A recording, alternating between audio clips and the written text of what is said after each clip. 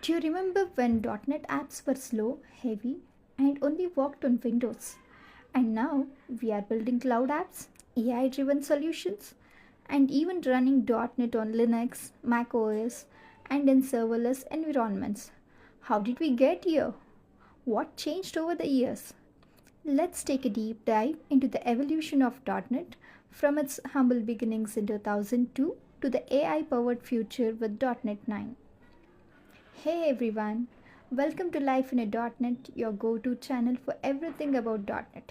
In today's video, we are going to take deep dive into the evolution of .NET from the early days of .NET Framework to the modern AI-powered .NET 9. Alright, let's rewind the clock back to 2002 when the .NET Framework 1.0 was first introduced. Back then, the goal was simple: make Windows application development easier.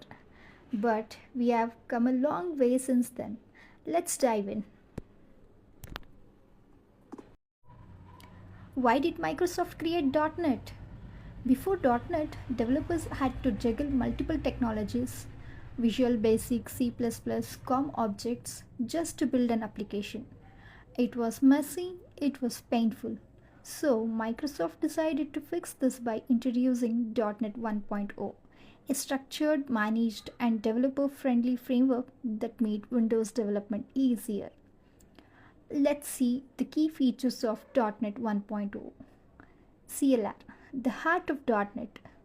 One of the biggest innovations in .NET 1.0 was the Common Language Runtime (CLR). This allowed applications to run in a managed execution environment, handling things like memory management and garbage collection automatically. No more worrying about memory leaks like in C++. The next feature is Windows Forms and ASP.NET Web Forms. Want to build a desktop app? .NET 1.4 introduced Windows Forms, a GUI framework for creating rich Windows applications. And if you wanted to build web apps, there was ASP.NET Web Forms, making web development easier than traditional ASP and JavaScript. And the next key feature is C# 1.0, a new programming language. This was also the birth of C# 1.0, a modern object-oriented programming language that combined the power of C++ with the simplicity of Java. It introduced features like type safety, garbage collection, and structured OOP. So let's see the pros and cons of .NET 1.0. Some of the advantages are like, first, this is the first structured framework for Windows development. Simplified application development with managed execution, and it also adds strong OOP support with C#. But it also came up with some of the limitations like limited to Windows only, no cross-platform support, heavyweight framework, it required large installations. ASP.NET Web Forms added complex state management issues. Let's take a quick look at what a basic C# program looked like in .NET 1.0. Back then, this was mind-blowing. A fully managed type-safe program running on Windows, powered by CLR. And there was no generics at that time. .NET 1.0 did not support generics, so you won't see a list or dictionary. And it had basic input-output operations like console.writeLine and console.readline.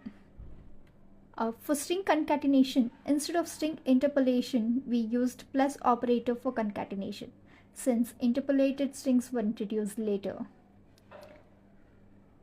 So .NET 1.0 was a huge step forward, but it had its limitations. It was Windows only, heavy, and ASP.NET Web Forms wasn't very scalable. But don't worry, Microsoft had big plans. In 2005, they released .NET Framework 2.0, bringing generics and massive improvements. Let's fast forward to 2005, the year .NET Framework 2.0 changed the game. This version introduced one of the most powerful features in C#, that is generics. What made .NET 2.0 special? Before .NET 2.0, working with collections was messy. We had to store everything as objects in an array list, which meant unnecessary boxing and unboxing, leading to performance issues. Generics to the rescue. With generics, we could not now write type sweep, reusable code without performance overhead. Instead of storing everything as an object, we could define the type upfront, making our code faster and more efficient. And other key features also included nullable types. Finally, we could assign null to value types like int and double. And coming to partial classes, developers could now split a single class across multiple files, in improving code organization. Let's check out a simple example of a generic method that works with any data type. What's happening in the program? T is a placeholder for any data type. The method accepts any type and prints its value. This ensures type safety and avoids unnecessary type conversions. Let's see the pros and cons of .NET 2.0. The advantages are improved code reuse and maintainability, and also performance boost with generics, no more boxing and unboxing issues, and also it introduced list dictionary, making data handling easier. But still it had some of the limitations, like still tied to Windows, no cross-platform support yet, and no major architectural changes, just improvements. So .NET 2.0 was a massive step forward, but Microsoft wasn't done yet. In 2006, they introduced .NET 3.0, bringing WPF, WCF, and LINQ, changing how we built UI and handle data forever. Let's check that out next. If you're enjoying this journey through .NET evolutions, don't forget to like, subscribe, and hit the bell icon so you don't miss what next. Now let's move on to the .NET 3.0. By 2006, Microsoft was ready to transform UI and data handling in .NET. This era brought three groundbreaking technologies: WPF, WCF, and LINQ, making applications more modern and data queries much simple. What changed in .NET 3.0 versions? WPF, Windows Presentation Foundation, a new UI framework using XML, bringing modern graphics, animations, and better customization. WCF, Windows Communication Foundation, a powerful service-oriented framework for building secure and scalable applications. And introduction to the LINQ, a game changer for data queries, allowing developers to write SQL-like queries directly in C#. Before LINQ, filtering data meant writing long loops and conditions. Now, one clean query. You can get to know by the program why was LINQ revolutionary. It eliminated the complex loops and conditions. Now we can work with the collections, databases, linked to SQL, and even XML. More data queries, cleaner, faster, and more readable. The version .NET 3.0 also came up with some of the advantages and also the disadvantages. The advantages are beautiful UI with WPF, powerful communication with WCF, and cleaner data handling with LINQ. But the limitations were WPF and WCF had a steep learning curve, and complex configurations for WCF services were required. With WPF, WCF, and LINQ, .NET became smarter and more powerful. But Microsoft didn't stop there. In 2010, they introduced .NET 4.0, bringing asynchronous programming and even more performance improvements. Let's check it out next. By 2010, .NET was more powerful than ever. This era introduced game-changing features like Async, Await, Entity Framework, and Performance Boosts. It was also the last major phase before the birth of .NET Core. Let's see the key features of .NET 4. Async and Await with C# 5.0. It made asynchronous programming simpler and non-blocking. Entity Framework allowed easier database interactions without writing raw SQL. And it also had performance boosts, faster execution, improved garbage collection, and better multi-threading. But it was still Windows bound and remained a heavy framework for modern apps. Here is a simple example that demonstrates Async Await in .NET 4.0. Before Async Await, handling asynchronous tasks meant complex callbacks. Now, it is easy as writing regular code. Let's see the pros and cons of .NET 4.0. The advantages includes massive performance improvements, developer-friendly features like Async Await, and Entity Framework was simplified database interactions. The disadvantages are it's still Windows only and heavy framework making cloud and modern app development difficult. Why was Async Await a game changer? Because it had a simplified asynchronous programming, no need for callbacks or thread sleep. There was non-blocking executions. UI remains responsive while tasks run in the background. And it had automatic continuation. Execution resumes once the awaited task completes. Before Async Await, developers had to just use thread.sleep function or complex delegates, making async operations hard to manage. Now, asynchronous program is effortless. So while .NET 4.0 was powerful, Microsoft knew it needed a lighter, faster, and cross-platform solution. That's when they made a bold move, introducing .NET Core in 2016. Let's check that out next. Imagine a world where .NET is no longer limited to Windows. In 2016, Microsoft made a bold move, introducing .NET Core, an open-source cross-platform revolution. Why did Microsoft create .NET Core? Before .NET Core, .NET was Windows only and heavy, but modern applications needed speed, flexibility, and cross-platform support. Let's see the key features of .NET Core. It runs on Windows, Linux, and macOS, a truly cross-platform. It is lightweight and modular, no more bulky framework dependencies. And it is microservices ready, perfect for cloud apps with Docker and Kubernetes support. And it has got blazing fast performances thanks to JIT optimizations. And it is also open source where developers worldwide could now contribute. This is a simple program written in a .NET Core. Let's see how easy it is to run a .NET Core app on Linux.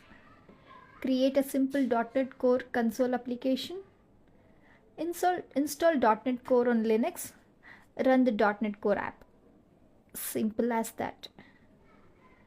We'll see the pros and cons of the .NET Core. The advantages are it is a cross-platform, no longer tied to Windows. It has got better performance, faster and more efficient. And it supports cloud and Microsoft services, perfect for modern web apps. And it is an open source where it has got a global developer community contribution. Initially, it lacked full framework libraries, making migration from .NET framework tricky. So .NET Core was a game changer, but Microsoft wasn't done yet. In 2020, they took things even further, merging .NET Core and .NET Framework into a single unified platform. And that's how .NET 5 was born. Let's dive into that next. With .NET 5, we got a single unified platform, simpler, faster, and ready for the future. Why .NET 5 was a game changer? Before .NET 5, developers had to choose between .NET Framework, .NET Core, and Mono, a messy and confusing ecosystem. But .NET 5 changed everything. One .NET for all applications for desktop, web, cloud, mobile, and gaming. And massive performance boosts, faster serialization, improved garbage collection, and JIT enhancements. And now it is cloud ready, designed for modern microservices and cloud platforms. And it also had a C#9 improvements, introducing records, init only properties, and better pattern matching. One of the coolest features in .NET 5 was the introduction of records in C#9, making data handling cleaner and more efficient. Now it is immutable by default, no accidental modifications, and it is ideal for DTOs, perfect for passing structured data. And also value-based equality. Unlike classes, records compare values instead of references.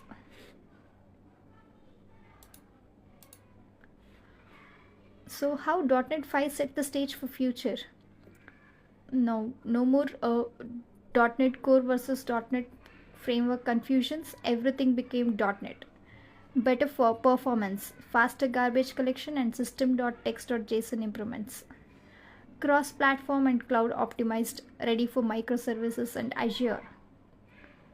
And C#9 features, records, pattern matching, and better object immutability. .NET 6 and .NET 7, the stability era.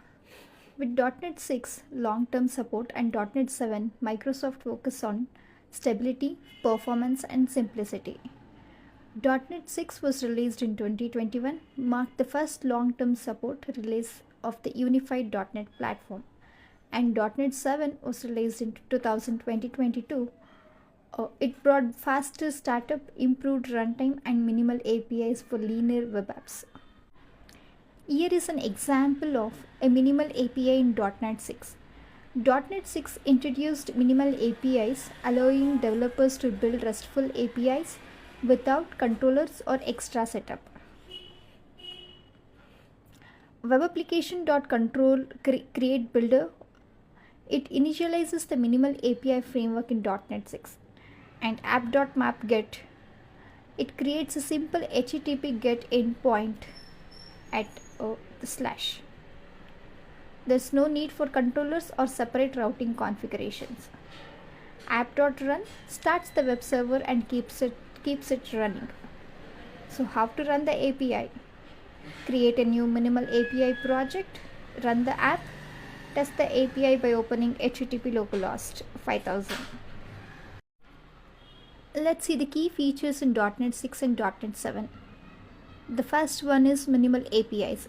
Simplified API development with fewer files and boilerplate code. It also had hot reload, make changes without restarting the app. And it also had improved performances, faster JSON processing, improved garbage collection, and asynchronous performance boosts. It also supported cross-platform and cloud optimized, seamless for microservices, Kubernetes, and Docker. Why .NET 6 and .NET 7 were revolutionary? Minimal APIs reduced boilerplate, faster, cleaner web development. Performance was a top priority. .NET 7 became 50% faster than .NET 5. Cloud-first mindset, great for serverless and microservices architectures. Hot reload for instant changes. Developers could update code without restarting. .NET 6 and .NET 7 made .NET a true cross-platform, high-performance ecosystem for modern development. What if I told you that .NET 8 is not just faster but also AI-ready? With built-in support for machine learning, cloud optimizations, and C#12 enhancement, .NET 8 takes development to the next level. Let's dive in. Why .NET 8 is a game changer? Microsoft released .NET 8 in November 2023, bringing AI and ML ready, seamless integration with ONNX runtime and ML.NET, and cloud native enhancements optimized for containers, microservices, and serverless apps. It also had 30% faster performance thanks to JIT optimization. C# 12 improvements, primary constructors, collection expressions, and more. Here is an example: primary constructors in C# 12, a new feature in .NET 8. C# 12 introduced primary constructors, simplifying the way we define classes by directly declaring constructor parameters at the class level.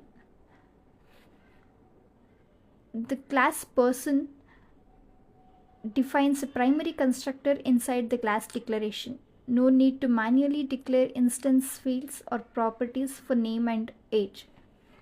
Instance fields are automatically available. Name and age are directly accessible inside the class. No need for explicit property declarations. And creating an object is cleaner. No need for new person with redundant parameter names. How .NET 8 is shaping the future. It is AI and ML ready, ONNX and ML.NET built-in support for AI-driven apps, even faster than .NET 7, up to 30% performance boost. C# 12 upgrades, primary constructors, collection expressions, and many more. Optimized for cloud and containers, ideal for Kubernetes and serverless computing. With .NET 8, Microsoft is paving the way for the future of AI-powered, high-performance and cloud-optimized applications. What's your favorite .NET feature? Drop a comment below. And don't forget to like, subscribe, and stay tuned for the .NET 9 updates. .NET 9 and beyond, the future of intelligent development.